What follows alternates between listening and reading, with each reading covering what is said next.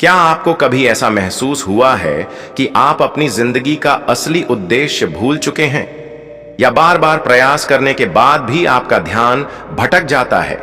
यह सवाल सिर्फ आपका नहीं है, बल्कि हर उस व्यक्ति का है जो अपने जीवन में कुछ बड़ा हासिल करना चाहता है। लेकिन रुकिए, इस वीडियो को अंत तक देखें, क्योंकि आज हम आपको स्वामी विवेकानंद की वो अनमोल शिक्षाएं बताएंगे जो आपके जीवन की दिशा बदल सकती हैं। स्वामी विवेकानंद के विचार और जीवन के हर पहलू में गहराई से समर्पण, उद्देश्य और आत्म प्रेरणा की झलक मिलती है। उनका जीवन हमारे लिए केवल एक प्रेरणा नहीं है, बल्कि एक ऐसा आदर्श है जो हमें बताता है कि कैसे हम अपने जीवन के उद्देश्य को समझकर उसे पाने की ओर पूरे मनोयोग से काम कर सकते हैं। यदि हम उनके जीवन की कहानियों, शिक्षाओं और अनुभवों को अपने जीवन में शामिल करें, तो कोई भी लक्ष्य इतना कठिन नहीं रहेगा जिसे हम हासिल न कर सकें। आइए उनके जीवन की गहराइयों में उतरें और उनके विचारों को एक एक कर समझें। स्वामी विवेकानंद का जन्म 12 जनवरी 1963 को कोलकाता में हुआ। उनके बचपन का नाम नरेंद्र नाथ था। वे बचपन से ही असाधारण प्रतिभा के धनी थे। उनकी स्मरण शक्ति और तर्क करने की क्षमता अद्वितीय थी। बचपन में ही वे गहरे धार्मिक विचारों वाले थे, लेकिन उन्होंने धर्म को कभी भी अंधविश्वास के रूप में नहीं अपनाया। वे हमेशा पूछते थे, भगवान का अस्तित्व कैसे है? क्या उन्हें देखा जा सकता है? उनकी यह जिज्ञासा उन्हें रामकृष्ण परमहंस तक ले गई।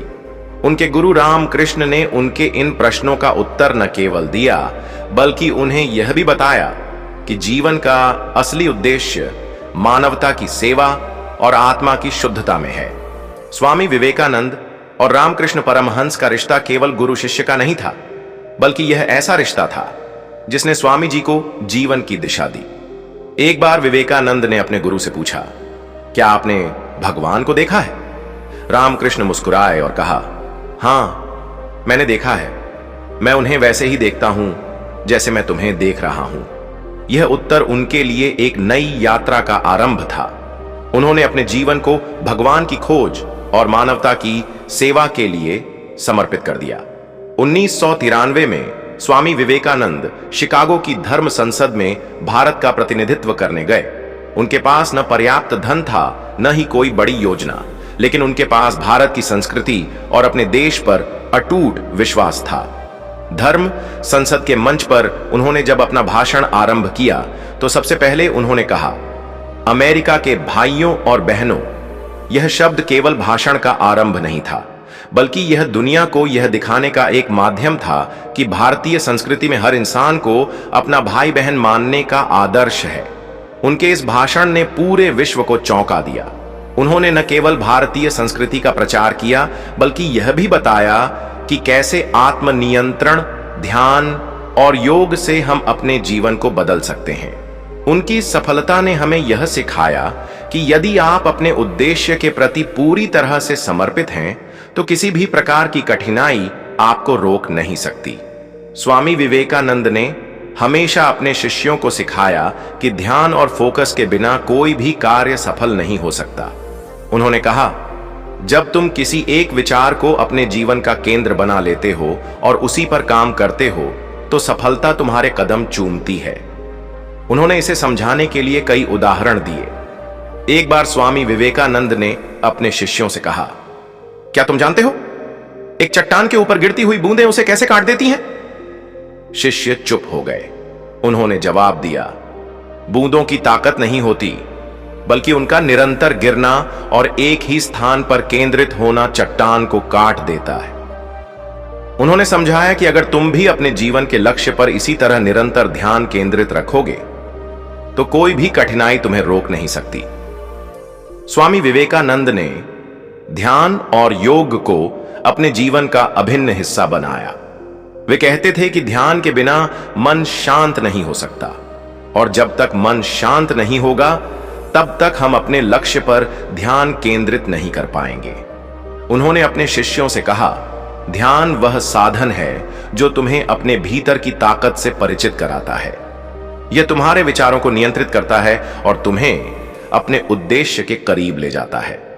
एक बार एक शिष्य ने विवेकानंद से पूछा, ध्यान से हम क्या पा सकते हैं? विवेकानंद ने उसे एक कहानी सुनाई। एक बार एक शेर का बच्चा भेड़ों के झुंड में पल गया। वह खुद को भेड़ ही समझता था।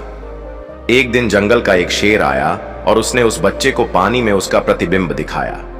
उसने कहा, तुम भेड़ नहीं, शेर हो, उठो और अपनी ताकत को पहचानो। विवेकानंद ने कहा, ध्यान तुम्हारे लिए वही कार्य करता है, यह तुम्हें तुम्हारी असली शक्ति से परिचित कराता है। एक बार स्वामी विवेकानंद ने कहा, जब तक तुम खुद पर विश्वास नहीं करोगे तब तक भगवान पर विश्वास करना भी व्यर्थ है। उनकी यह बात हमें सिखाती है कि आत्मविश्वास ही हर सफलता की जड़ है। 2. समय की कीमत। स्वामी विवेकानंद ने कहा, यह जीवन बहुत छोटा है, इसे बर्बाद मत करो, हर क्षण का सदुपयोग करो और उसे अपने लक्ष्य को पाने में लगाओ। 3. मेहनत का महत्व। उन्होंने कहा, कठिन परिश्रम ही सफलता की कुंजी है।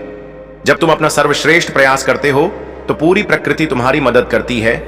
लक्ष्य की प्राप्ति के लिए विवेकानंद के 5 प्रमुख सिद्धांत। 1. धैर्य। उन्होंने कहा, धैर्य रखो, हर कठिनाई तुम्हें मजबूत बनाने के लिए आती है। 2. सादगी।